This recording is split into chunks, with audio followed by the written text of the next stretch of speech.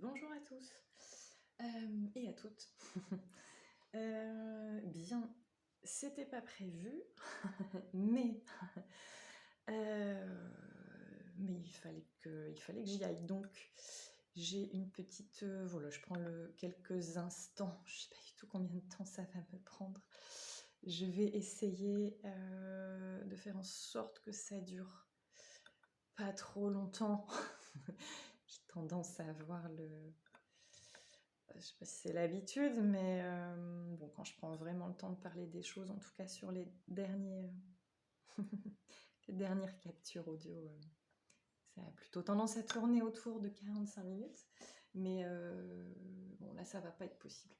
Donc je vais essayer de faire au plus court sans être expéditive. Je ne peux pas du tout me rendre compte de la qualité du son.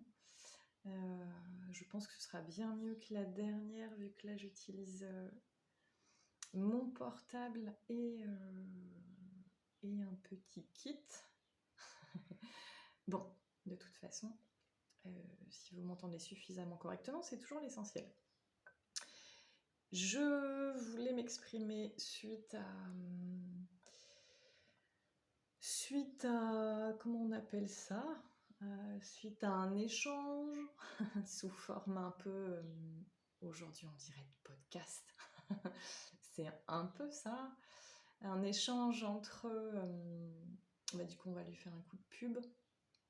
Pour ceux qui veulent, moi je vais jamais pas m'emmerder à mettre les trucs en barre d'infos, j'ai pas le temps. J'ai pas le temps, voilà. Donc pour ceux qui veulent plus d'infos ou juste récupérer, qui sont plus visuels, ce que je m'apprête à dire, en tout cas c'est dans un post daté d'hier ou d'avant-hier. Voilà. Donc vous retrouverez les infos que je m'apprête à donner dans un post d'hier ou d'avant-hier, vu que j'en poste, donc à le dire, pas 40 par jour, ça va être facilement accessible. L'échange auquel je fais référence, c'est celui donc d'une chaîne YouTube qui s'appelle au pluriel Perdition idéologique. Alors au début, moi, quand j'ai vu le mot, je me suis dit, oi, oi, oi, c'est quoi cette chaîne? Est-ce que c'est un truc où il n'y a que des gens désespérés qui parlent que le monde c'est la merde et qu'on n'a pas d'avenir et qu'on va tous mourir? Ou est-ce que c'est autre chose? Bon, vraiment, le titre, moi je me suis dit, ah putain, perdition idéologique, waouh! Bon, et il s'avère que après avoir regardé l'émission, enfin le podcast particulier auquel je fais référence, bon, il n'y avait aucun doute sur le fait que,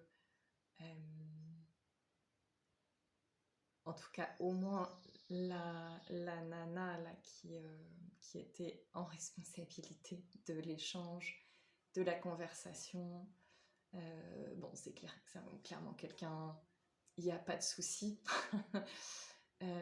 Elle est au moins aussi imparfaite que vous et moi, et une fois que ça s'est dit, du coup, ça me permet de dire que j'ai pas de doute sur le fait que c'est une femme vraiment bien. Et voilà. Et qu'elle... Comment dire? En tout cas, au moins dans ce podcast-là, je les ai pas tous écoutés, mais franchement, ça donne envie, quoi, étant donné la qualité du truc.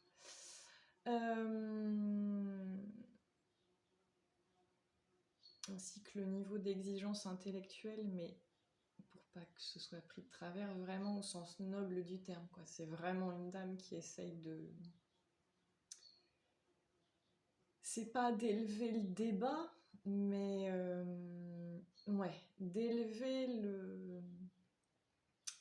la réflexion, quoi. En amenant sur différents sujets. Là, en l'occurrence, le sujet, c'était le sujet de la Kabylie. Et voilà, qui essaye vraiment de croiser les regards, pas les opinions qu'on peut avoir, voilà, quand on a une touquette et qu'on n'y connaît rien à rien, ou vraiment pas grand-chose, quoi. Ce qui du coup donne des opinions de qualité assez pauvre. Voilà, c'est comme ça. En soi, c'est pas dramatique, mais du coup, voilà.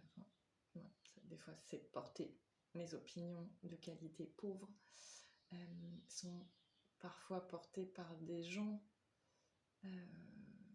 qui décident de les brandir comme des étendards de c'est comme ça et c'est pas autrement. Des fois, qui essayent aussi de les brandir comme des étendards de vérité absolue, universelle et définitive. Et ça, c'est pas bien. Je veux dire comme ça. C'est pas bien. C'est mal. Voilà. Bon, voilà, en tout cas, c'est une dame, j'ai pas son nom. Je pense qu'il est facilement trouvable sur la barre d'infos du podcast, donc Perdition idéologique. Et je l'ai déjà fait dans un autre cadre, mais une fois encore, merci à elle de porter la réflexion et les regards à ce niveau de qualité, de recevoir des personnes éminentes au sens noble du terme, de les recevoir et du coup de partager en fait, de partager ces personnes-là, de partager leur voix, de partager les fruits de leur expérience, de nous les partager dans un format long mais pas trop, ça doit durer 1 heure, de les partager, putain, gratuitement. En 2026, c'est quand même plus si fréquent d'avoir de la qualité gratuite. Je trouve qu'on est quantitativement plus habitué à de la merde payante quand c'est pas de la merde très chère. Voilà.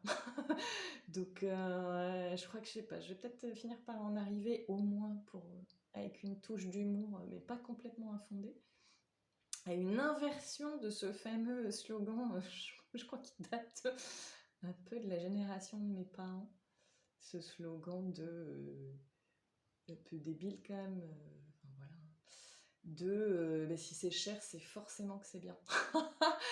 Ben non, on va en arriver à une inversion de slogan, vraiment, quoi, en disant, alors si c'est cher, tu peux être sûr que c'est de la merde.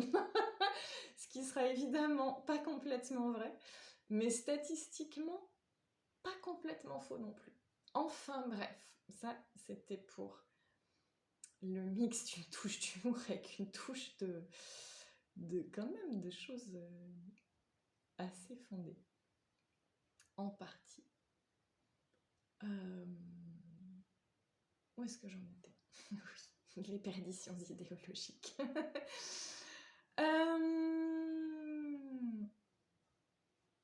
Donc le podcast Perdition idéologique est celui-là auquel je vais faire référence. C'est celui donc sur la Kabylie. Et où donc cette dame dont je n'ai pas le nom et le prénom, et c'est fort dommage, mais je pense qu'elle me le pardonnera, surtout que j'irai revérifier un peu plus tard dans ma journée. Elle a invité un monsieur, comment dire, on va commencer par son prénom et son nom, un monsieur qui s'appelle Ferhat Meheni. Ferhat, F-E-R-H-A-T, et Meheni, M-E-H-E-2-N-I. Voilà. Qui est un homme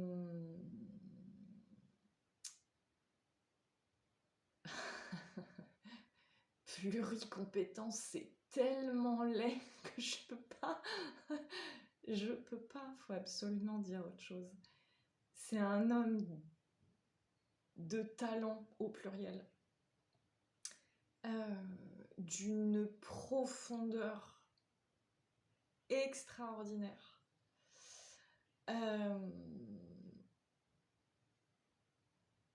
C'est une étendue de sagesse, cet homme. Donc c'est pareil, hein.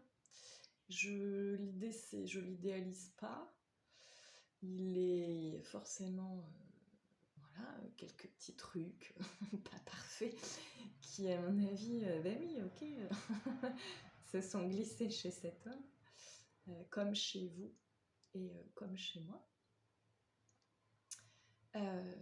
Néanmoins, c'est quelqu'un vraiment dont la sagesse et la profondeur sont de vrai. Bah non, on va laisser chacun libre de ses choix. Mais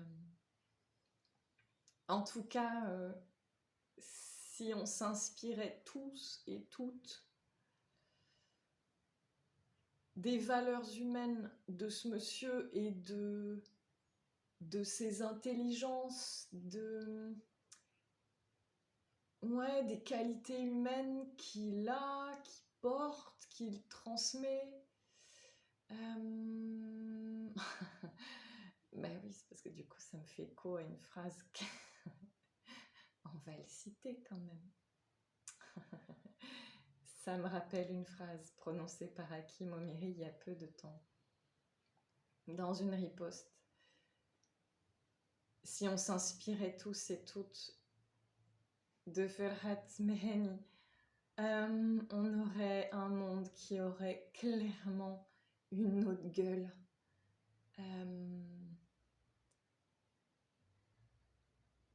Et on aurait un monde quand même, j'allais dire, bien plus en paix. Je pense qu'on peut aller jusqu'à dire qu'on aurait un monde paisible, tellement c'est un homme de raison, de justesse, de justice, de compromis tout en refusant les compromissions.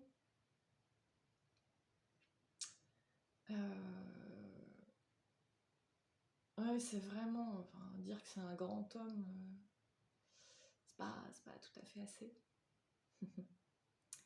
Voilà, en tout cas, celles et ceux qui entendront.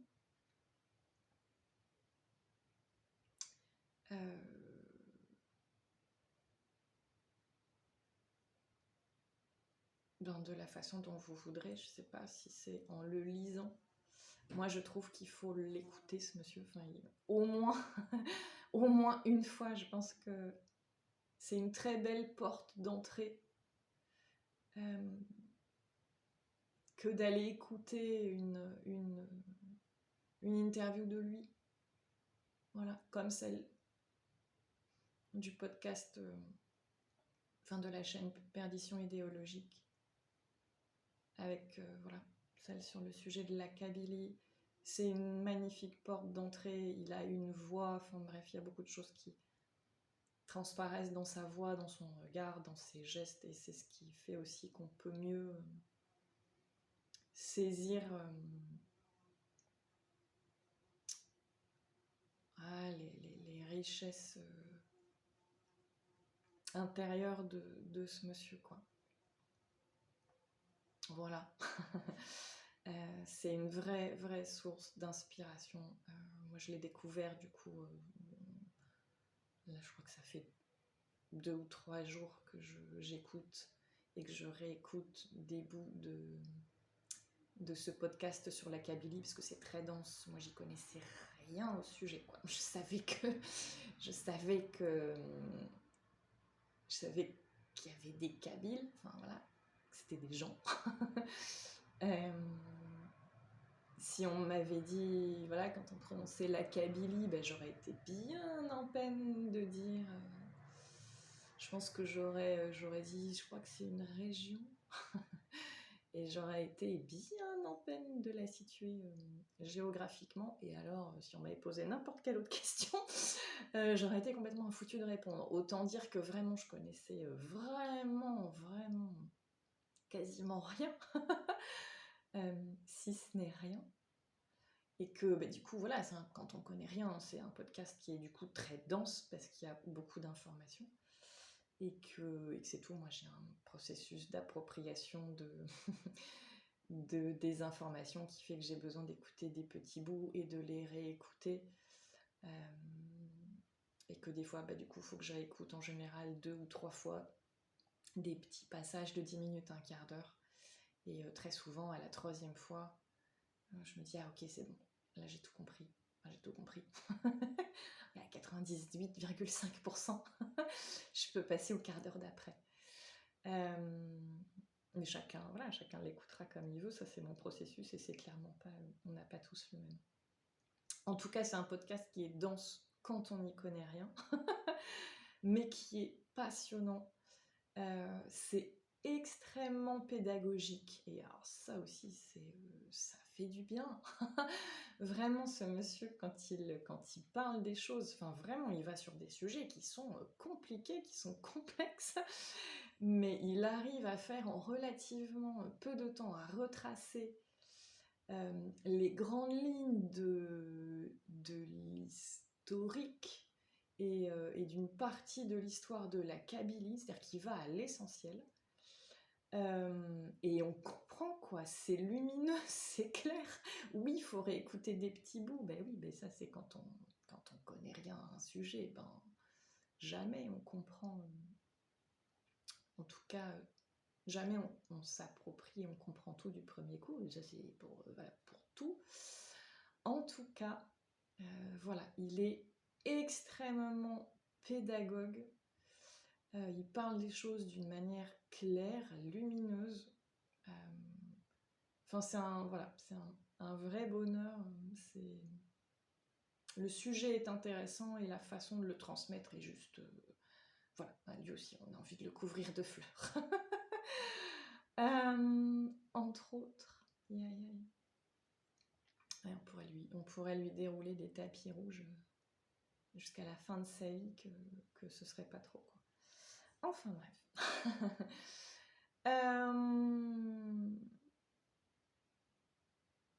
Si ça se trouve, je pense que je vais juste dire ça.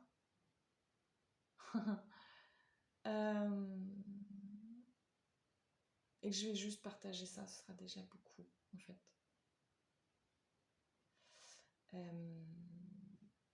Je sais jamais, quasiment jamais, précisément ce que je veux dire quand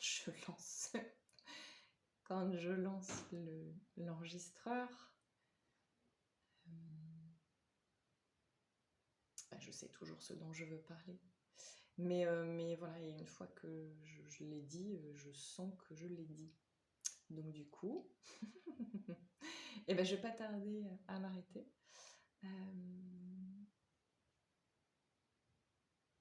Je le dirai avec une touche d'humour, mais vraiment, je tiens à faire ce gros coup de pub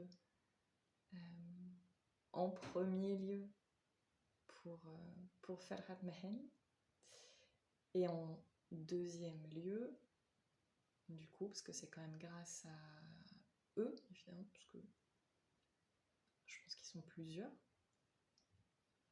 en tout cas à perdition idéologique, et à cette dame, si j'ai bien compris, ou bien déduit, je crois que c'est une linguiste, mais pas que.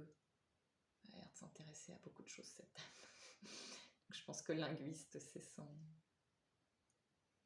sa casquette officielle, mais je crois qu'elle en a beaucoup d'autres.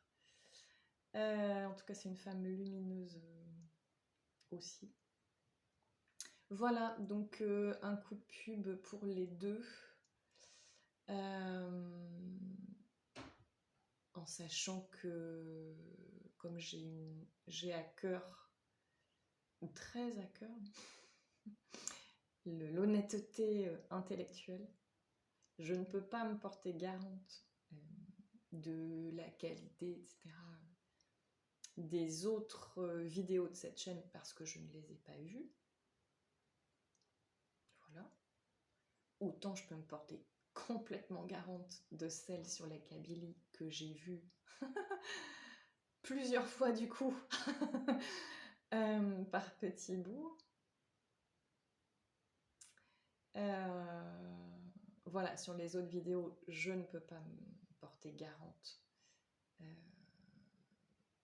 Mais disons que ce serait très étonnant à partir du moment où les vidéos seraient portées par cette même dame. Ce serait très très étonnant qu'il n'y ait pas la même qualité. Voilà, mais j'ai pas eu le temps de regarder, ne serait-ce que de voir un petit peu qui animait les autres vidéos. Peut-être qu'il y a plusieurs intervenants ou intervenantes dans cette chaîne, donc c'est bon, vous ferez, vous irez voir. Et puis, si la question vous intéresse, vous chercherez les réponses par vous-même. Voilà. En tout cas, visiblement, quand on veut des infos relatives au minimum à des problématiques qui concernent le Proche Moyen-Orient, et pas que, je crois, mais principalement, mais vous irez voir par vous-même. Je pense que c'est une excellente chaîne parmi d'autres, évidemment.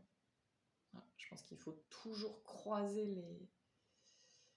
les sources, croiser les regards. Alors évidemment, il faut vraiment les taper dans la qualité à chaque fois, parce que sinon, si on croise de la qualité avec de la merde, la merde altère la qualité.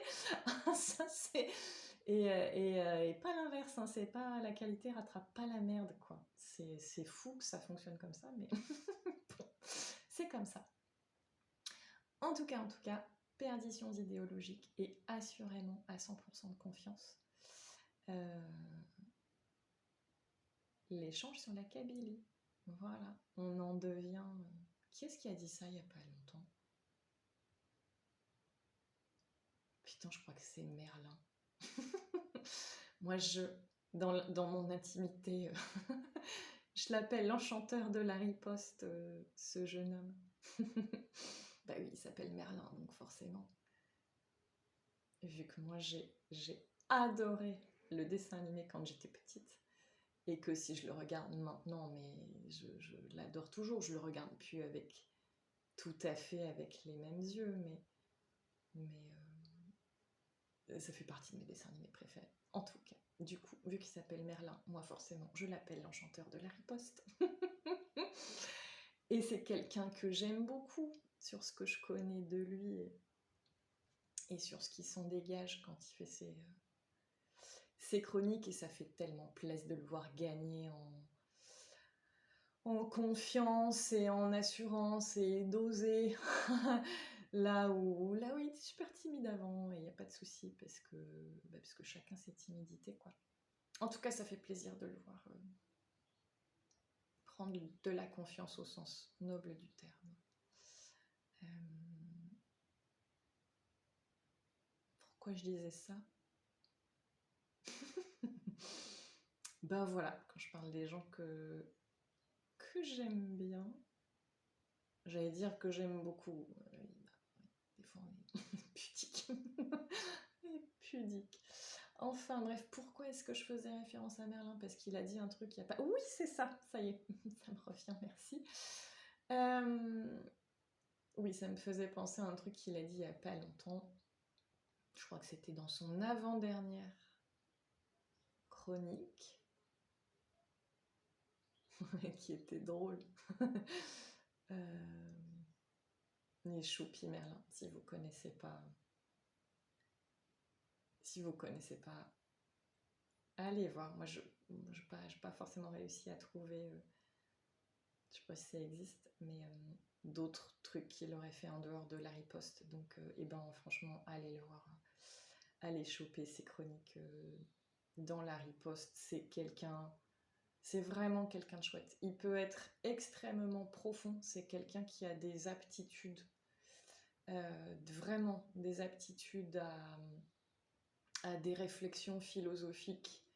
Et moi, ce que j'aime beaucoup chez ce jeune homme, c'est que contrairement à un putain de paquet de gens qui se dénomment eux-mêmes philosophes, alors que franchement, t'as envie de les mettre dans un placard, de leur donner à manger et à boire et de leur dire, écoute, médite sur ce que tu racontes un peu, quoi. Et puis voilà, quand tu te seras rendu compte de certaines choses, on te laissera sortir et tu pourras reparler. Voilà, mais d'ici là, C'est pas possible. Voilà, à un moment donné, ça suffit. On peut pas te laisser dire des choses à ce niveau d'aberration. Il faut que tu médites dans un placard. Voilà, donc on va te nourrir, on va te prendre soin de toi un minimum. Et puis on te relâchera quand tu auras pris conscience de certaines choses, de ce qui peut sortir de ta bouche. Voilà. Bon, ceci étant dit, ça m'a fait une digression qui m'a éloignée de Merlin, oui, qui a de vraies aptitudes à la philosophie et aux réflexions philosophiques, mais oui, ce que j'aime beaucoup chez lui, c'est que il part de réflexions et de questionnements philosophiques, mais il les ancre dans le quotidien du réel, ou le réel du quotidien. C'est vraiment, ça marche pour les deux. Alors, je sais pas trop je sais pas comment. J'aimerais bien discuter avec Merlin un jour. C'est sûr qu'il est passionnant. Bref, je ne sais pas si c'est son quotidien qui lui amène des réflexions philosophiques, ou si des fois il lit des trucs de philo et du coup qui l'amène à réfléchir sur son quotidien, ou les deux peut-être.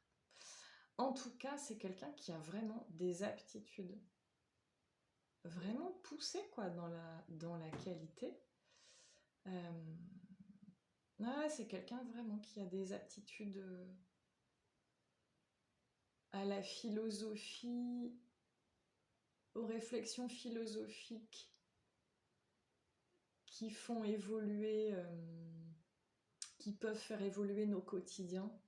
Et quand moi je dis nos quotidiens, je le dis, hein, parce que c'est tellement facile des fois de...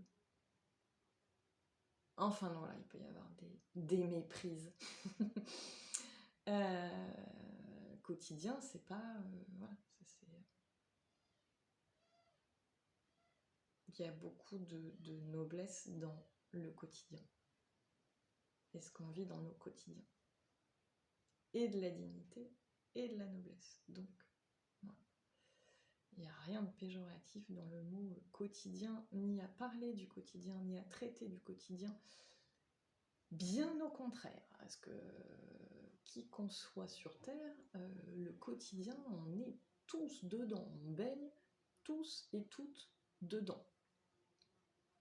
Donc, chercher à inspirer des choses, inspirer des prises de conscience et pousser, en tout cas, essayer d'inspirer de belles évolutions à des gens dans nos quotidiens, mais c'est tout à l'honneur de Monsieur Merlin. Voilà. Bon, il entendra probablement jamais ça, mais c'est pas grave. Je suis un peu triste enfin c'est pas que c'est triste, mais enfin je trouve ça toujours chouette que les gens puissent s'entendre. Mais bon, bref, passons sur ça.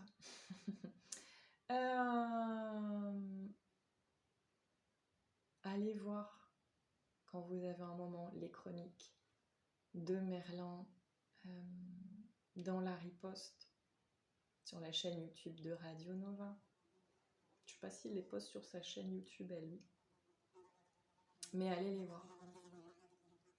Dans un style et une maturité très différente de Ferhat Meheni, avec beaucoup de tendresse. Les chroniques de Monsieur Merlin sont aussi une source d'inspiration pour certaines réflexions. Et voilà, il pose et il soulève des choses qui sont vraiment, vraiment intéressantes.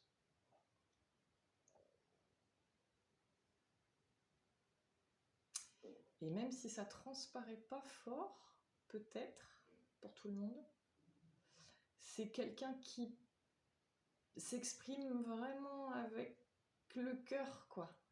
Voilà. Bon, qui met sous différentes couches de protection, et à la fois je veux dire je comprends et je pense qu'il a raison, vu le monde dans lequel on vit, et que tout le monde ne traite pas avec les délicatesses qu'il mérite le cœur des gens. Voilà. Bon, du coup, il faut bien le protéger un peu quand même, quand on ne sait pas toujours à qui on a affaire. Voilà. Bon, et ben, ça aura fait plein de recommandations.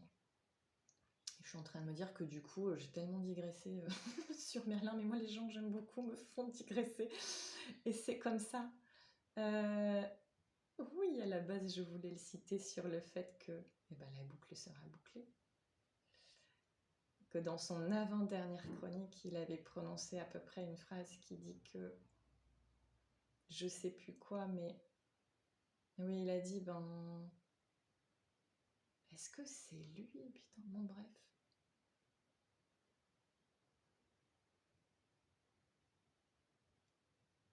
Vous aurez élevé mon âme. Voilà, je crois que vous aurez fait de moi quelqu'un de meilleur. Vous aurez élevé mon âme. Qu'est-ce qui est? Putain, si ça se trouve, c'est pas lui qui a dit ça. Ça enlève rien du tout à tout ce que j'ai dit sur, sur l'enchanteur de la riposte. Mais si ça se trouve, c'est pas lui qui a dit ça. Bon, je vais pas chercher pendant 3 heures parce que...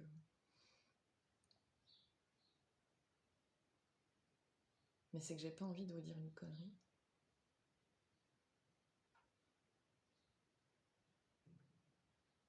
Bon, bref. Normalement, c'est lui qui a dit ça. Et si jamais c'est pas lui, eh ben, c'est pas grave. Parce que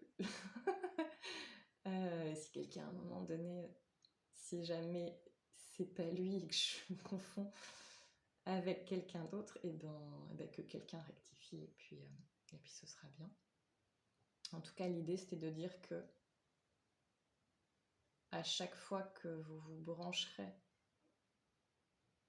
sur ce que peut avoir à dire Ferhat Mehani et sur ce qui se dégage de lui humainement, voilà, pas forcément sur ce qui est relatif à la Kabylie, je vous garantis que ça élèvera votre âme. C'est un monsieur, être en contact avec lui, même si c'est par vidéo interposée ou livre interposé, mais vraiment je pense que dans un premier temps il faut le ressentir, ce monsieur, et ça, il n'y a que les vidéos qui offrent ça.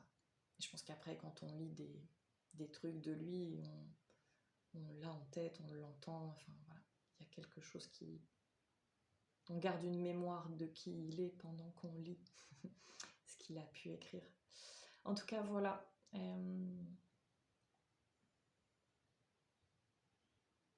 C'est quelqu'un qui élève les autres, ceux qui sont en contact avec lui. On a énormément de choses à apprendre de ce monsieur.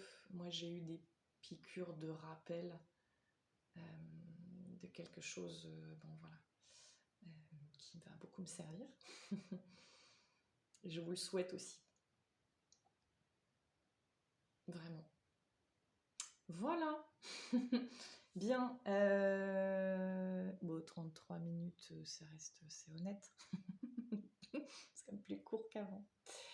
Je vous souhaite une bonne fin de matinée, une bonne journée, une belle semaine. Et puis aller chercher du bonheur partout où vous pouvez en trouver, parce que c'est comme ça que c'est beau. Allez, ciao.